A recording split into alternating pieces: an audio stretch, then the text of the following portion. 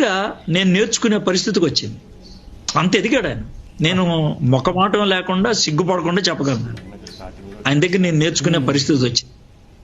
నేను అంతర్వేది పాలెం ఐపీసీ చర్చ్కి ఆయన పిలుస్తున్నామని చెప్తుంటే, ఏమండి ప్రవీణ్ పగడాల గారిని పిలవచ్చా అని అంటే, ఆయన మా గురువు అండి అని అన్నా.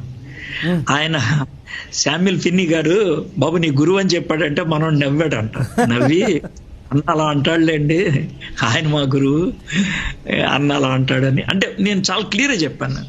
బ్రదర్ మీకు గుర్తుందా లేదు, మీరు నన్ను అడిగారు ఏది రక్షణలో మీరు నాకు టైం ఇవ్వగలరా అంటే, నాకున్న నిరీక్షణతో కమిట్మెంట్ బట్టి నేను ఇవ్వలేనని మీకు ప్రవీణ్ పగడాలని పరిచయం చేశాను నేను. అవునండి. అప్పుడు మీరు నన్ను అడిగారు ఈయన బాగా మాట్లాడతారంటే, ఈయన ఒకసారి ట్రై చేసి చూడండి నన్ను మర్చిపోతారు మీరు అన్న. అది వాస్తవం అండి. ఎట్లాగంటే